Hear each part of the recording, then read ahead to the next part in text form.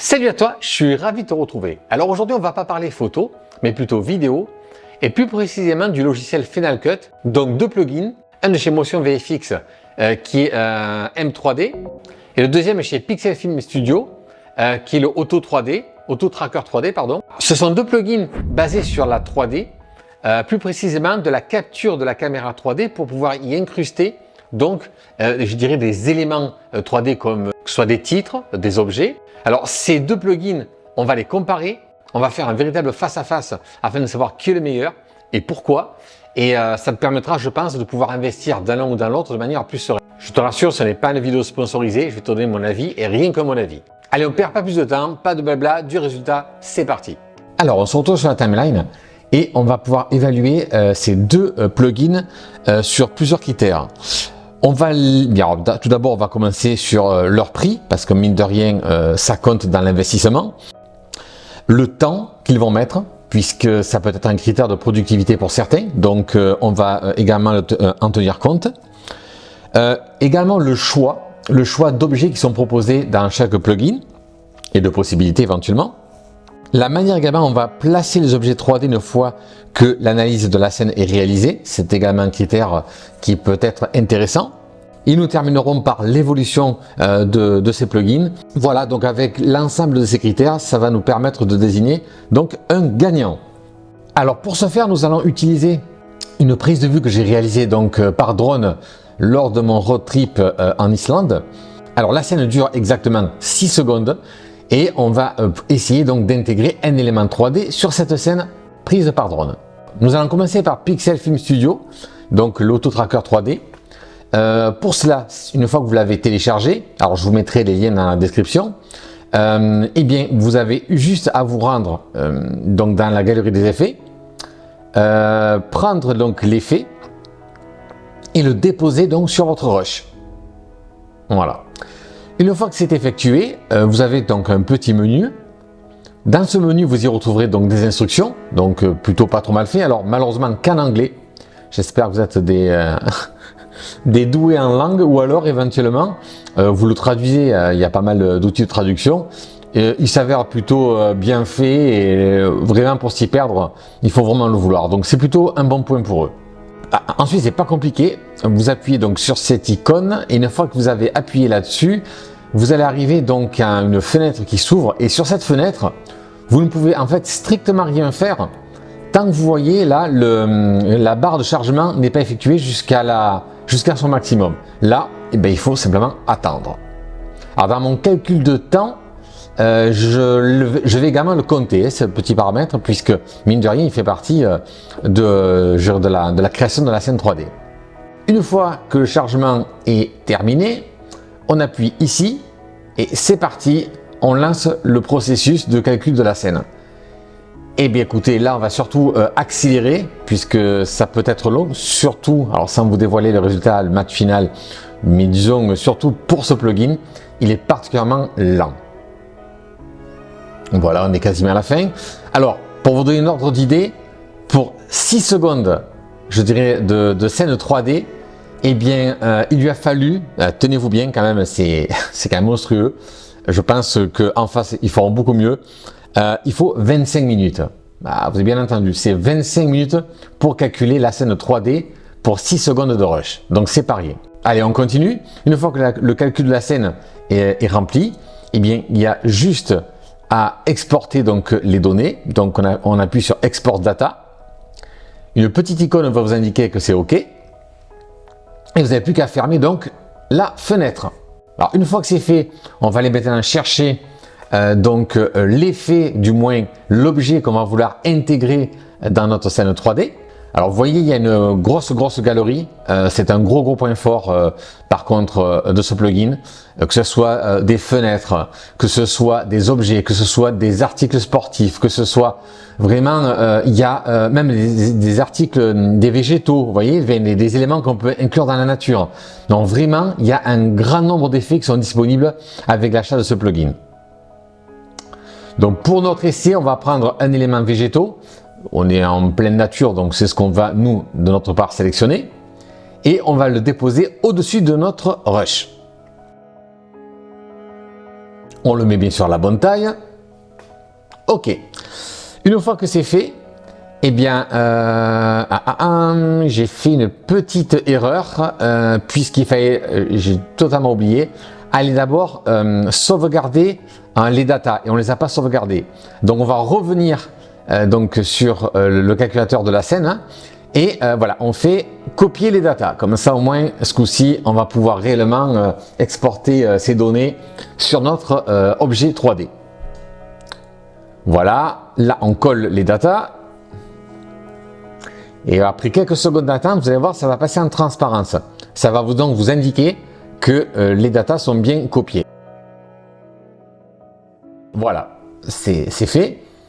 Donc une fois que ça s'est réalisé, on va rentrer justement dans l'interface pour aller positionner donc notre objet 3D. Alors pour ça, c'est pas très compliqué. On appuie juste ici.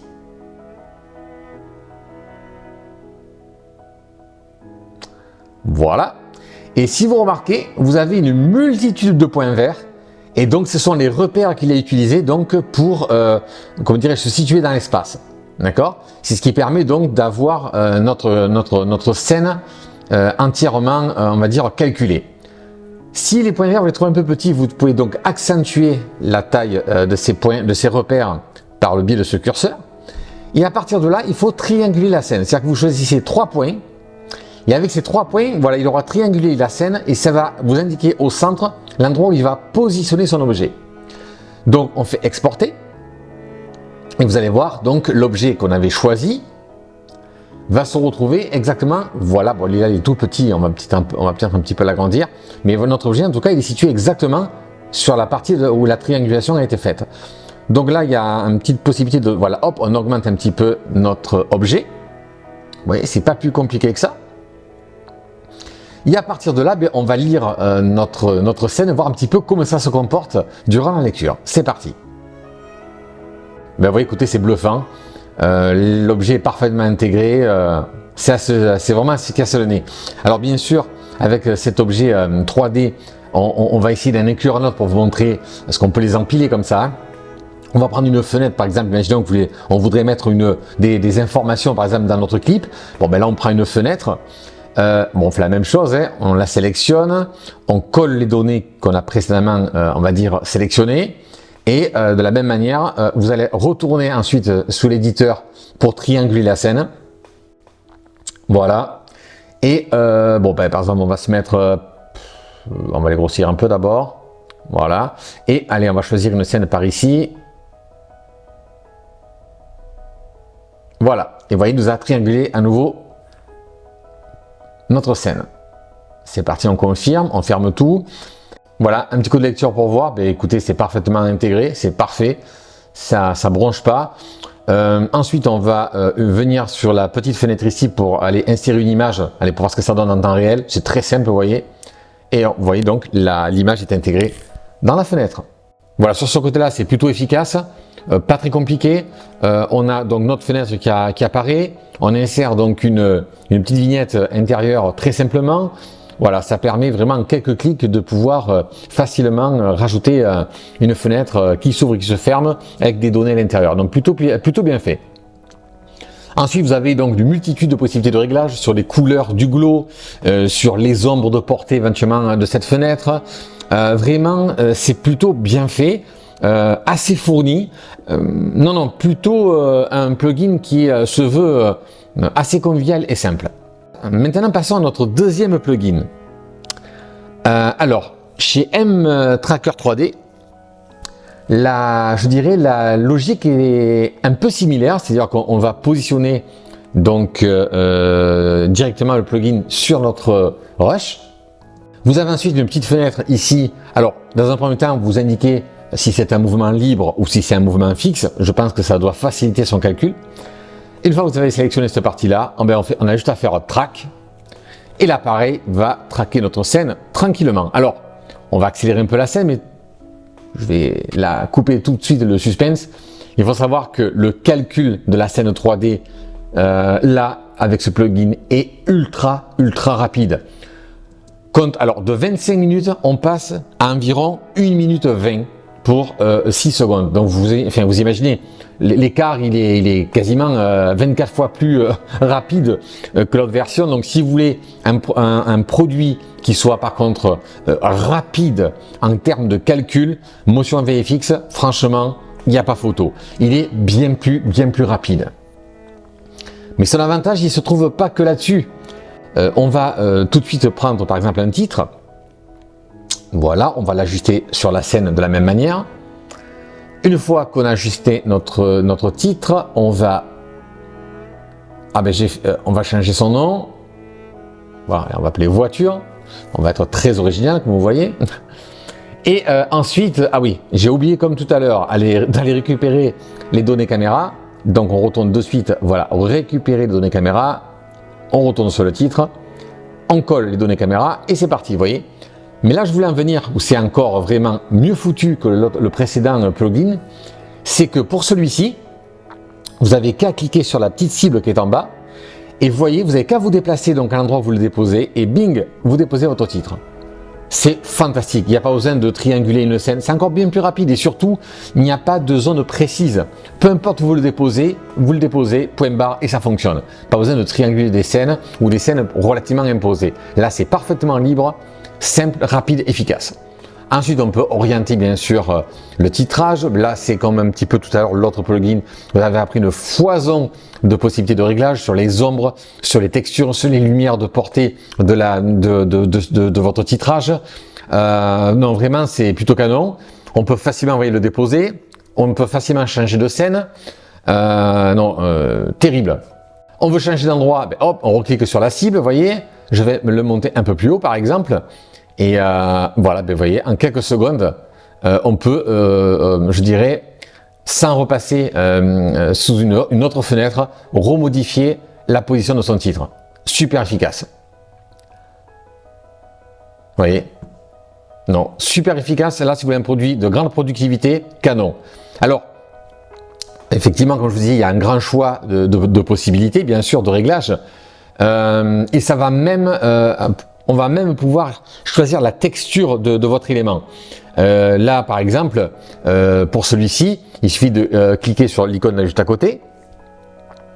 Voilà. Et vous allez être capable, par exemple, de choisir, je dirais, une texture différente, que ce soit métal, que ce soit papier, que ce soit, vous voyez, vous avez pierre, par exemple.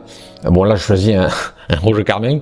Mais vous voyez, ceci dit, vous avez comme ça une grande possibilité sur les textures et sur les réglages de votre élément 3D. Alors, ce plugin, par contre, fournit un peu moins d'éléments, c'est un peu moins bien fourni en choix d'éléments 3D.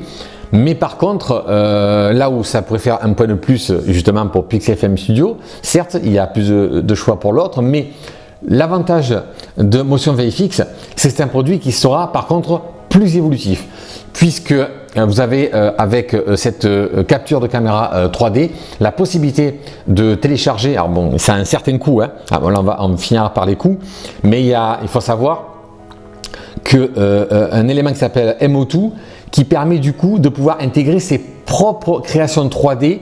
Donc du coup, vous pouvez capturer je dirais la caméra et grâce à MO2 d'importer vos propres éléments 3D. Vous êtes parfaitement autonome dans le choix de votre élément et également dans je dirais la position de votre élément dans la scène. Pour moi, le côté donc évolutif du produit, c'est Motion VFX sans problème. Alors en termes de prix, Pixelfm Studio va lui être imbattable puisque ça va être aux alentours de 49 € leur plugin. Donc alors avec toutes les contraintes que ça va bien sûr apporter, un peu moins maniable on va dire, un peu moins pratique je dirais dans le choix des scènes, nettement plus long, puisque 24 fois plus long que Motion VFX. Mais la contrepartie, vous aurez des scènes, vous aurez pas mal d'éléments 3D fournis avec le produit. Et un prix imbattable à 49 €. Donc ça c'est, je dirais, son gros point fort, c'est le prix. Pour Motion VFX, alors certes, c'est un produit fortement évolutif. C'est un produit qui est puissant parce qu'il est rapide en termes de calcul. Très maniable ensuite pour positionner vos éléments 3D dans la scène, grâce à une caméra qui permet de pouvoir aisément déplacer des éléments 3D dans votre scène. Donc ça c'est indéniable. Donc rapide, facile à utiliser. des possibilités d'échanger des textures, évolutifs, mais tout ça, ça a un coût, bien sûr.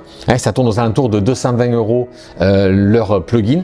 Alors je vous parle, il me semble qu'on tournait à ces tarifs-là, mais quand vous irez sur leur site, ça vous permettra de vous le confirmer. Et si ensuite vous voulez investir dans ce qu'on appelle MO2 pour intégrer vos propres éléments 3D et arriver à faire des choses très poussées, mais il faudra rajouter un petit billet de 290 € de plus. Alors c'est clair, l'investissement est beaucoup plus lourd chez Motion VFX, mais tout va dépendre bien sûr si c'est du ponctuel. Voilà, vous voulez faire un petit peu d'intégration ponctuelle pour agrémenter un peu vos vidéos, et pour 49 €, ça suffit largement. Vous voulez aller beaucoup plus loin dans, je dirais, dans l'exploitation des objets 3D, eh bien, Motion VFX sort grand gagnant. Eh bien, j'espère que ce petit comparatif aura pu t'aider dans le choix de ton futur plugin 3D. Moi, je te dis à bientôt, prends soin de toi, salut!